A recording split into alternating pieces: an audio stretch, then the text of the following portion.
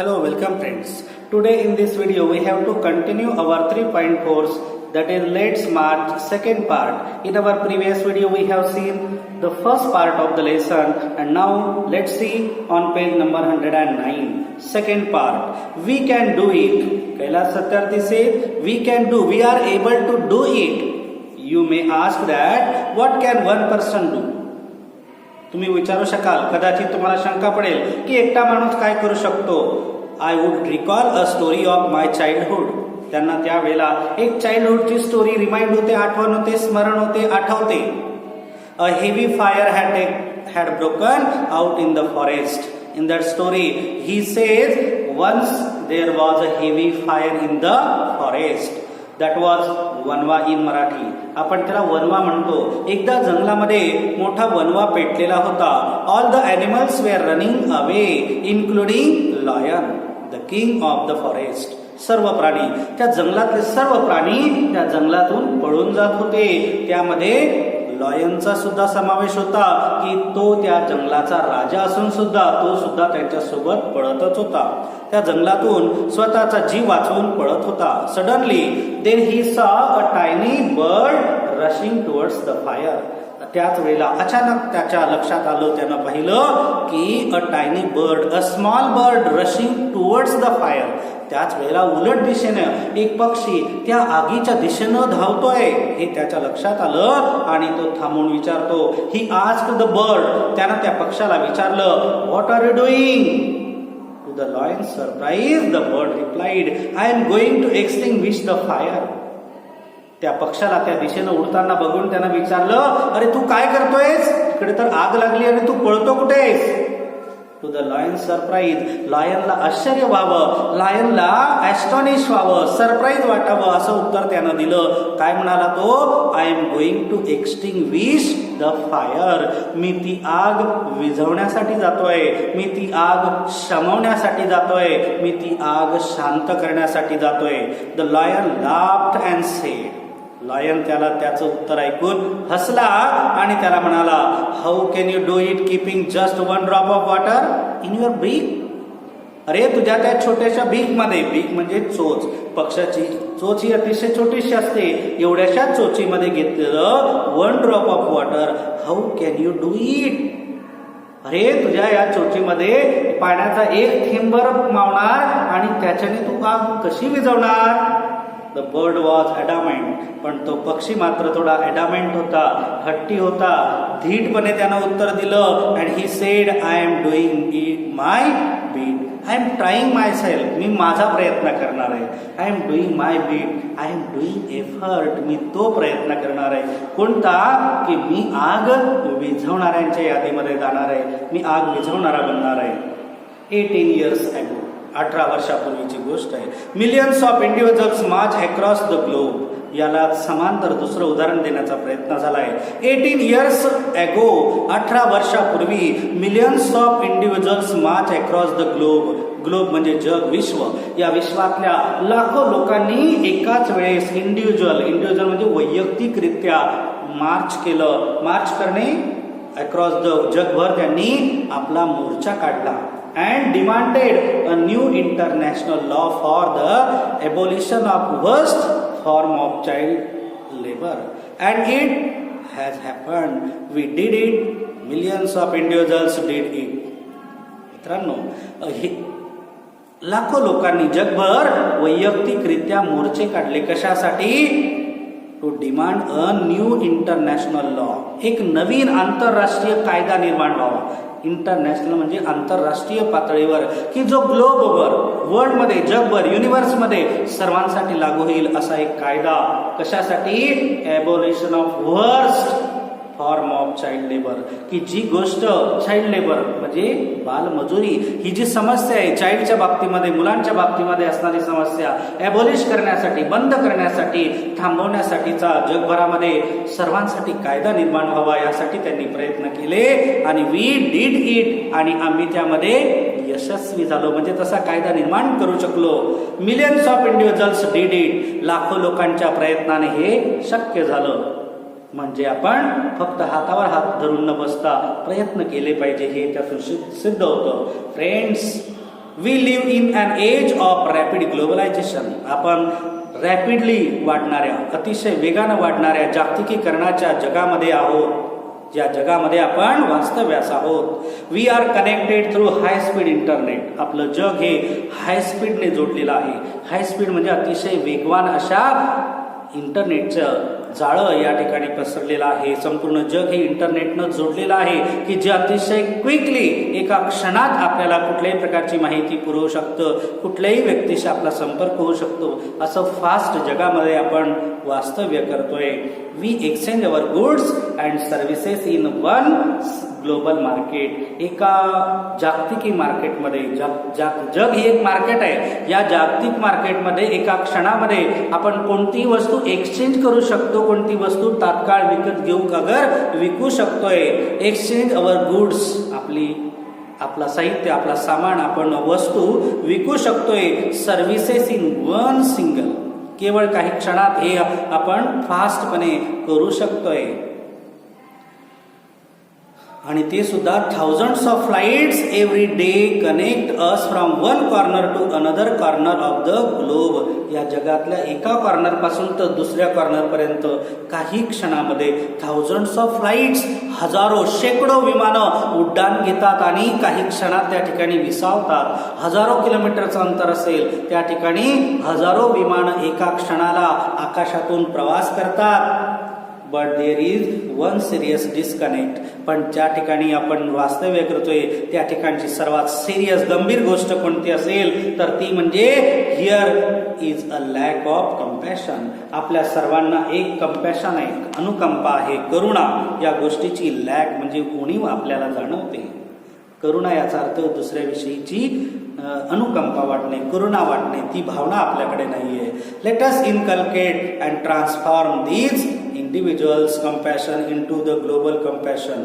आपली जी वैयक्तिक अनुकंपा आहे, वैयक्तिक करुणेचा भाव जो आहे तो आपण ग्लोबल बनवूया, जागतिक स्तरावर त्याची निर्मिती करूया. हा भाव जगभर आपण पसरवूया, रुजवूया. Let us globalise the compassion.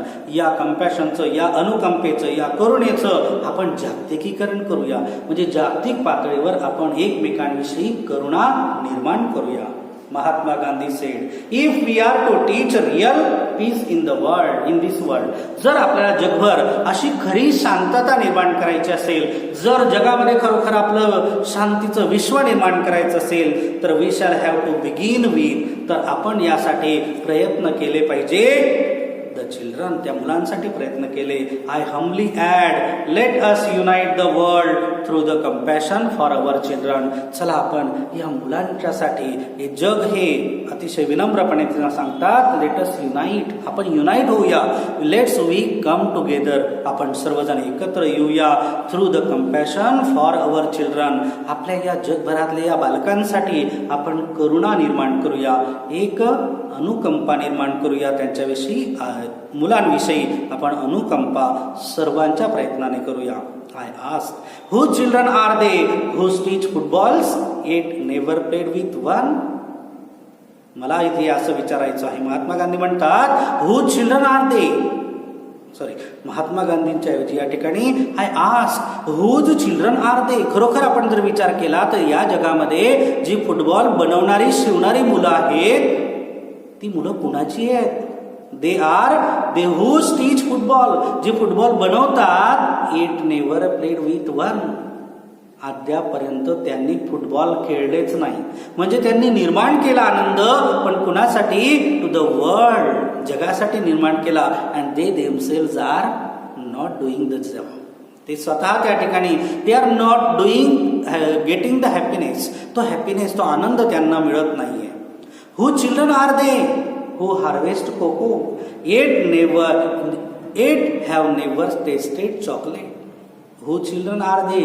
ती मुलं कोणाची आहेत की ज्यांनी कोको पिकवला, पेय पदार्थ ज्यापासून बनवला जातो त्याचं कोकोचं उत्पादन कोणी निर्माण केलं? त्या मुलांनी निर्माण केलं, त्यांच्या शेतात निर्माण झालं. पण yet have never tasted chocolate, पण अद्याप बिचारांना चॉकलेटची सुद्धा टेस्ट मिळाली नाही. म्हणजे त्यांनी जगासाठी निर्माण केले, पण ते स्वतः मात्र त्या बाबतीत अपूर्ण राहिले, त्यांना त्याची चव सुद्धा मिळाला नाही. Who children are they who are dying of Ebola. आणि ती मुलं कुणाची आहे की जे इबोला सारख्या महाभयंकर आजाराने मेली, त्या आजाराला ग्रस्त आहेत आणि आजारानं बाधित होत आहेत. Who children are they who are kidnap and held hostage. ती मुलं कुणाची आहेत? दे हू आर किडनॅप, की ज्यांचं अपहरण केलं गेलं, अँड हेल्ड होस्टेज, आणि ज्यांना बंधनात ठेवण्यात आलेलं आहे, ज्यांना बांधून ठेवण्यात आलंय, किडनॅप केलं गेलं, त्यांना राखून ठेवण्यात आलं, त्यांच्या अपहरण करण्यात आलं. ती कुणाची मुलं आहेत? They are all our children. ती सर्व आपली मुलं आहेत, आमची मुलं आहेत, आपली सर्वांची मुलं आहेत. I remember an 8-year-old girl we rescued from intergenerational force labour from stone quarries. एक उदाहरण ते या ठिकाणी रिमेंबर होते, त्यांना स्मरण होते. कैलास सत्यार्थींना ते सांगतात की मला त्या 8 वर्ष वयाच्या मुलीचं एक्झाम्पल या ठिकाणी द्यावं असं वाटतं. वी रेस्क्यूड हर, आम्ही तिला रेस्क्यू केलं, वाचवलं. कुठून? Intergenerational force labour. पिढ्यानपिढ्या जन्मजात जे लोक त्यांच्या पिढ्यानपिढ्या एखाद्या व्यवसायात, एखाद्या कामधंद्यामध्ये स्वतःला झोकून घेतलेला असा जो समाज आहे, अशा समाजातल्या एका 8 वर्षाच्या मुलीला आम्ही वाचवलं. कुठून? फ्रॉम स्टोन क्वेरीज, खाण, स्टोनच्या खाणीतून सतत पिढ्यानपिढ्या खपत असणारे, पिढ्यानपिढ्या आयुष्य खर्च करणाऱ्या एका समाजातल्या मुलीला मी वाचवलं. आणि ती म्हणजे त्या स्टोनच्या क्वेरीज मध्ये, खाणीमध्ये काम करणारी होती. When she was sitting in my car right after her rescue, तिला वाचवल्यानंतर, रेस्क्यू केल्यानंतर जेव्हा मी तिला माझ्या कारमध्ये बाजूला बसवलं, शी आस्क्ड मी, तिने मला काय विचारलं? Why did you not come earlier? Her question was very serious for me. तुम्ही यापूर्वी का नाही आलात बरं? Her angry question still shakes me. Angry question या ठिकाणी रागवणारा प्रश्न नाही, तर तो मन व्यथित करणारा, मनाला कुठेतरी विचार करायला लावणारा, व्यथित करणारा, दुःख देणारा तो प्रश्न होता. हर अँग्री क्वेश्चन स्टील शेक मी. आजही मला तो प्रश्न शेक करून जातो, हलवून जातो, हृदयाला जणू छिद्रे पाडतो. तो व्यथित करणारा प्रश्न मला आजही आठवतो.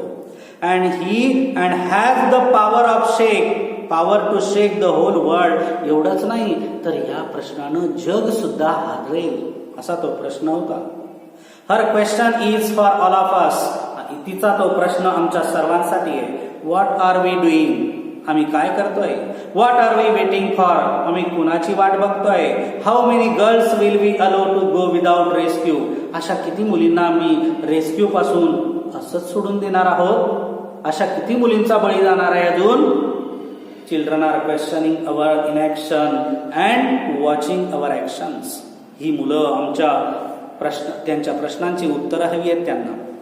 Children are questioning our inaction, आमच्या निष्क्रियता. इनॅक्शनचा अर्थ आहे निष्क्रियता, म्हणजे आम्ही काहीही करत नाही या बाबतीतले त्यांचे प्रश्न आमच्यासाठी आहे. अँड वॉचिंग अवर ऍक्शन, आणि त्यांची नजर आमच्या ऍक्शनवर आहे, आमच्या कृतीवर आहे, आमच्या कार्यावर आहे. आम्ही काय ऍक्शन घेतो यावर त्यांची नजर आहे.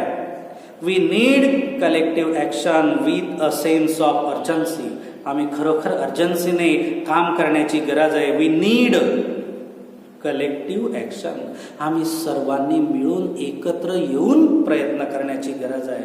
With sense of urgency, urgency म्हणून अतिशय घाई गर्दीने का असेना पटकन पाऊल उचलण्याची, सर्वांनी एकत्रित येऊन कार्य करण्याची आज गरज निर्माण झाली आहे. एव्हरी सिंगल मिनिट मॅटर्स, प्रत्येक क्षण ही महत्वाचं आहे. एव्हरी सिंगल चाइल्ड मॅटर्स, प्रत्येक बालक महत्वाचं आहे, प्रत्येक मूल महत्वाचं आहे. एव्हरी सिंगल चाइल्डहुड मॅटर्स, प्रत्येक मुलाचं बालपण सुद्धा महत्वाचं आहे. म्हणजे बालपणाच्या संस्कारांचा पुढे आपल्या आयुष्यामध्ये खूप मोठा परिणाम होतो. म्हणून तर प्रत्येक बालक महत्वाचं आहे, त्या बालकाचं बालपण सुद्धा महत्वाचं आहे, प्रत्येक मिनिट महत्वाचं आहे. Therefore I challenge the passivity and pessimism surrounding our children. म्हणूनच आय चॅलेंज, मी आव्हान करतो, द पॅसिव्हिटी, पॅसिव्हिटीचा अर्थ आहे निष्क्रियता, आणि पेसिमिझम म्हणजे निराशावादी, सराउंडिंग ऑफ अवर चिल्ड्रन. आमच्या बालकांच्या आजूबाजूला जे सराउंडिंग आहे, जी निष्क्रियता आहे, निराशावादी आहे, त्याला माझं चॅलेंज आहे. I challenge this culture of silence. आणि जे जग आज शांत आहे त्याला माझं चॅलेंज आहे. दिस कल्चर ऑफ पॅसिव्हिटी, या निष्क्रिय जगाला सुद्धा, अशा निष्क्रिय संस्कृतीला माझं चॅलेंज आहे. दिस कल्चर ऑफ न्यूट्रॅलिटी, हे निष्क्रियतेचं जे न्यूट्रॅलिटीचं जे धोरण आमचं आहे, न्यूट्रॅलिटी म्हणजे निष्क्रियता, आम्ही काहीच करत नाही, व्यवहार शून्य आहोत या बाबतीमध्ये, या गोष्टी खरोखर चॅलेंज करण्यासारख्या आहेत. I call upon all governments, inter governmental agencies, business, faith leaders, workers, teachers and NGOs and each one of us to put an end to all forms of violence against children. I call upon all governments, मला सर्व शासकीय, inter governmental किंवा आंतरशासकीय असतील, agencies असतील, कार्य करणाऱ्या संस्था असतील, बिझनेस, व्यावसायिक असतील, फेथ लीडर्स, आमचे फेथ म्हणजे विश्वासू आणि लीडर्स म्हणजे नेते मंडळी, वर्कर्स म्हणजे कामगार असतील किंवा टीचर्स असतील, शिक्षक असतील आमचे, किंवा NGOचा अर्थ होतो नॉन गव्हर्नमेंटल ऑर्गनायझेशन, अशासकीय संस्था की ज्या कुठल्याही प्रकारच्या शासनाच्या कामाची मोबदल्याची अपेक्षा न करता सेवा म्हणून कार्य करतात, अशा NGOs सारख्या घटकांना मला सांगायचं आहे. And each one of us to put an end to all forms of violence against children, या मुलांच्या बाबतीत घडणाऱ्या ज्या काही व्हायलन्स आहे, हिंसा आहे, या सर्व रिमूव्ह करण्यासाठी त्यांनी स्वतः प्रयत्न करावे. स्लॅव्हरी, गुलामगिरी, ट्रॅफिकिंग म्हणजे तस्करी, मुलांच्या बाबतीत असणारी स्लॅव्हरी, गुलामगिरी आणि ट्रॅफिकिंग म्हणजे तस्करी, चाइल्ड मॅरेज, बालविवाह असतील, चाइल्ड लेबर, बाल मजुरी, सेक्शुअल अब्यूज, लैंगिक शोषण असेल, अँड लिटरसी किंवा निरक्षरता असेल. These things have no place in any civilise society. एका सिव्हिलाइज सोसायटीमध्ये, एका सुसंस्कृत समाजामध्ये या गोष्टी म्हणजे मानवाला कलंक आहेत. म्हणून या गोष्टी रिमूव्ह करण्यासाठी आता सांगितलेल्या सर्व संस्थांनी, NGOsने, टीचर्सनी, वर्कर्सनी, लीडर्सनी सहभाग घेतला पाहिजे. या चिल्ड्रनच्या बाबतीत घडणाऱ्या गोष्टींना विरोध करण्यासाठी यांनी कार्य केलं पाहिजे, असे या ठिकाणी कैलास सत्यार्थी यांना अपेक्षित आहे. धन्यवाद. आपण या ठिकाणी थांबूया.